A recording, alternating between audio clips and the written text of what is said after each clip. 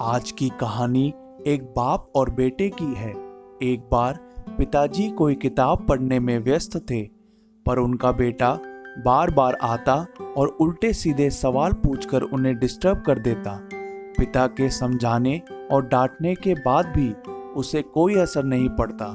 तब उन्होंने सोचा, अगर बच्चे को किसी और काम में उलझा दिया जाए तो बात बन सकती है। उन्होंने पास ही पड़ी एक पुरानी किताब उठाई और उसके पन्ने पलटने लगे। तभी उन्होंने विश्व मानचित्र छपा देखा।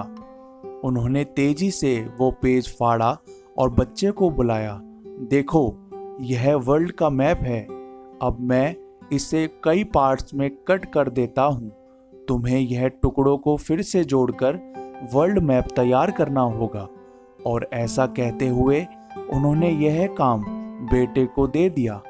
बेटा तुरंत मैप बनाने में लग गया और पिता यह सोचकर खुश होने लगा कि अब वह आराम से 2-3 घंटे किताब पढ़ सकता है। लेकिन ये क्या, अभी 5 मिनट ही बीते थे कि बेटा दौड़ते हुए आया और बोला, ये देखिए पिताजी, मैंने मैप तैयार कर लिया है। पिता ने आश्चर्य से देखा। मैप बिल्कुल ठीक था। तुमने इतनी जल्दी मैप कैसे जोड़ दिया? यह तो बिल्कुल मुश्किल काम था। कहाँ पापा, ये तो बिल्कुल आसान था। आपने जो पेज दिया था उसके पीछे के हिस्से पर एक कार्टून बना था। मैंने बस वह कार्टून कंप्लीट कर दिया और मैप अपने आप तैयार हो गया।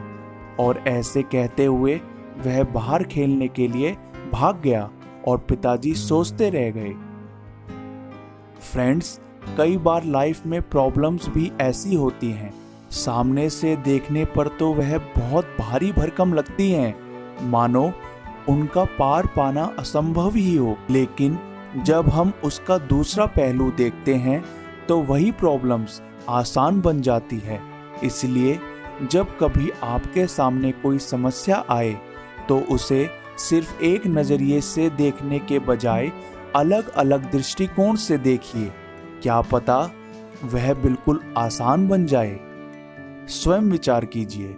जय हिंद, जय भारत।